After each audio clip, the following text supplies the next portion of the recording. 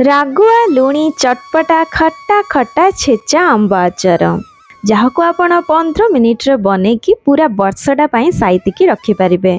आईटा एते टेस्टी जे आपण को साइड रे तरकारी भजार दरकार हेबनी, खाली आपण आचार लगे कि ही रुटी पराठा भात खाईदेवे। आपण विश्वास करेनि एटा एते टेस्टी मते लगुची कि जेबेठू बनईची 3 टाइम भात रुटी रे खाया पई इच्छा होची। एबे तो आंबर सीजन चलची आ बढ़िया बढ़िया आंब भी आसलानी मार्केट को, ताले निहाती आनिकी आपण भी ए रेसिपीटी को बनेकी टेस्ट करके देखंतु, बहुत बढ़िया लागिबो आ सबु खट्टा आचार ठारू ए नंबर 1 लागिबो। चलंतु डेरी न करी आरंभ करिबा। एही आचारटी को बनाया पाई मु एठी गोटे आंब नेइची, एटा पाखापाखी 400 ग्राम रो आंब अछि। आउ एठी मु तोतापुरी आंबर व्यवहार करछि। आपण जेकोनसी खट्टा आंबर व्यवहार करि परिबे। खट्टा आंबरे आचारटी खाइबा पाई बहुत बढ़िया लागि थाए। आउ मने रखिबे आंबटी टाण टाण थिबो आ नरम हेइ नथिबो, कोनोसी दाग हेइ नथिबो, सेइ भली आंब देखिक नेबे जादरे कि आमे कंचारू बने की रखिबा। तेणु वर्षे पर्यंत रहिबाकू हेले आपनको भल्ला आंब देखिकी नबाकू पड़िबो। ता सहित एठी नै जाइछि मो 200 ग्राम रो कंचा लंका। एटा मीडियम राग अछि आ बेसी राग नथला। आपनको जदि अधिक राग पसंद ताहले आपण अधिक राग वाला लंका मध्य एठी नै परिबे। एठी मो 400 ग्राम रो आंब पाई किना 200 ग्राम रो लंका रो व्यवहार करिछि। आपण कम बेसी आपण हिसाब रे नहीं परिबे। आंब और कंचा लंका को मु भल भाव में धोई नहीं, तापरे गोटे सुखिला कपड़ा रे ए सब को पोछि नहीं, जेमिति आंब और लंका रे बिल्कुल भी पानी रहिबनी। जदि भी टिके पानी रही जिवो ताहले वर्षे पर्यंत रहिबनी, खराब हे जिवो आचार। तेणु जेमिति पानी बढ़िया के सुखी जिवो से भलिया भल के पोछि देबे। तापरे ताको आधा घंटा खरा रे किंबा फैन तळे सुखे देबे। जदि भी किछि पानी लाखी रहि जाइतिबो से मध्य सुखी जिवो। आउ तापरे एको मु छोटो छोटो पीसेस करिकिना काटी नेइछि। लंका को 2 फाळ कर देइछि। आउ आंब को मु एम्ति पीसेस कर नेइछि छोटो छोटो। आ एथि टाकुरा बिल्कुल पकेबेनी। तो टाकुरा जेहेतु ए तोतापुरी आंबर बहुत नरम थाए, टाणीले बाहरी जाए, तो सेइ भली मु टाणी की बाहर कर नेइछि। आउ ए भला काटी नेइछि। आपण जदि बिना टाकुआ वाला आंब रे बनेबे ताहले बहुत बढ़िया हबो। आ जदि टाकुआ वाला आंब नौचंदी तो ताहार आपण टाकुआटा काढी नेबे। एबे एठी गोटे ब्लेंडिंग जार नेइछि आ तादरे देई देबी कटा आंब को। एठी हमको आंबटा जेमति छेची हला बलिया हबो सेई बलिया ही ग्राइंडिंग करियार अछि। तो पल्स मोड रे आपण थरे चलै देबे, पूरा पेस्ट करके को ग्राइंड करिवेनी, खदड़ा रखिके ग्राइंड करिवे। देखंतु एठी मु केमिति बनेइछि, एई भली खदड़ा रहिबो। गोटे गोटे बड़ बड़ खंड थिबो आ गोटे गोटे छोट छोट खंड थिबो, एई भली ही रहिबा दरकार। बेसी प्लेन करिके पूरा आंब चटनी बनियार नाही। एठी केवल छेचा भलिया ही बनिबो। आपन घरे जदि चॉपर थिबो ताहले आपण आंब को सेथिरे देइकिना 2-3 थर एमति टाणी देबे, चॉप हे जिवो छोट छोट रे। सेई भलिया भी आपण करि परिबे। आ एठी देखंतु आंब छेचा एठी प्रस्तुत हे जाइछि। एई भली ही छेचा हबा दरकार, बड़ बड़ खंड रहिबो, बढ़िया लागिबो। आउ सेई भली भाबरे मो कंचा लंका को मध्य सेई ग्राइंडिंग जार दे देबी। आउ याकू मध्य खदड़ा करिकिना ग्राइंडिंग करनेबी। देखंतु एई भली बड़ बड़ खंड रहिकिरा एई भली छेचा भाबरे ग्राइंडिंग हबो। ता छड़ा ये आंब आ कंचा लंका को आप छेचिकी बनै पारे। अधिक क्वांटिटी बनाऊे बहुत परिश्रम कराया पड़ो। आउ ता सहित से पानी बाहरी आसे। तो एमती जदि आप बनाऊँच ताहले अधिक सहज होता है।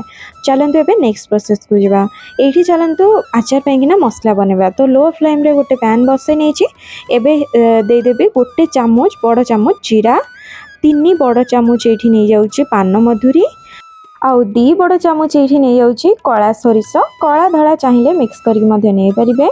गोटे बड़ चामच मेथी दाना दे दूची। तापर एक लो फ्लेम रे रखिकी सब हल्का करके भाजी नेबी। जदि भी एतरे मॉइस्चर बा पानी अंश थिबो जेमति टिके सुखी जिवो सेमति लो फ्लेम रे भाजी नेबे, हाई फ्लेम रे भाजीबेनी। आपण चाहिए खरा टाण खरा जदि होउची ताहले ए सब मसला को आपण खरा रे मध्य देई पारिबे। देखंतु एटी टिके हल्का कलर चेंज हे आसलानी आ भलो कि एठी भाजी हे गलानी। बेसी भी भाजियार नाही, मात्र 5 मिनिट भी लागिबोनी एटा को भाजियारे। आ बस हे गला। एबे को बढ़िया से ठंडा कर देबी। तापर एको खदड़ा करिकिना गुंड करनेबी। देखंतु ठीक एभली मसला खदड़ा करके रखिले आचार देले आचार टेस्ट बहुत भल आसता है। एठी गैस उपरे बसै नहीं पुणी थे पैन एवं ये देदेवी 1 कप तेल ये 1 कप हिसाब से 250 ml तेल अच्छी तेल को भल भाव गरम करदेवी धुआं उठला पर्यंत तेलर क्वांटिटी मुझे आचार बनाऊँगी से हिसाब से तेलर क्वांटिटी अच्छी तेल को एबे हाई फ्लेम रे रखी धुआं उठला जाए गरम करी देखु ये तेल पूरा धुआं उठिकी गरम हो गलानी एबे गैस रो फ्लेम को ऑफ करदेवी आउ एक ठंडा हवा पाई देवी ठंडा माने पूरा ठंडा हबनी टिके धुआं जो उठुची सेटा नॉर्मल हो जिवो इटे देखंतु नॉर्मल हो जाइए किंतु पूरा ठंडा हैनी एई टाइम रे मु एथिरे देई देवी हाफ चामच मेथी दाना हाफ चामच पान मधुरी आ गोटे बड़ चामच देदेवी कलर लंका गुंड बा काश्मीर लंका गुंड ए द्वारा आचार बहुत बढ़िया कलर आसी थाए एबे एथिरे देदेवी हाफ चामच हेंगु हेंगु देवा द्वारा बहुत बढ़िया बास्ना और टेस्ट आसी थाए सबको भल भाव में गोल देवी ये सब जिनस को केबे भी धुआं उठा तेल रे पकेबेनी तेल को हल्का ठंडा करके पकेबे नहले तो पोड़ीजिव आउ एपटे रेडी होकर रही कंचा लंका और आंबरे देदेवी स्वाद अनुजाई लुण प्रथमे 2 चामच देती पछरे टिके कम लगिला तो आउ गोटे चामच पकईली तापरे हलदी गुंड कलर पाइका देदेवी आउ भजा मसला जो बने ताजरू मु 5 चामच देली 5 चामच मुझे बनई सेतिक हो गला तो मु सब दे देती तापरे जो तेल आम बन की रखी से तेल को ताऊपर देदेवी आउ तेलटा उषुम ही थी उषुम अवस्था ही देबा आ सबको भल भाव में गोले नेबी सब बढ़िया से भल कि गोले नेला परे आचार हो गला एबे पूरा रेडी आउ देखिले तो केते सहज रे अल्प समय रे बनिकी रेडी हो गला ये आचार बनैबा पई जेते सहज खाइबा को मध्य सेते टेस्टी आपण चाहिले एबे एटा बनिकी एबे खाइ परिबे आउ बहुत दिन पर्यंत स्टोर करके रखिया पई कि ना गोटे सफा और सुखिला बोतल नेबे भल हबो जो दिन आचार भरिबे सेही दिन से बोतल टी को खरा रे दे देथिबे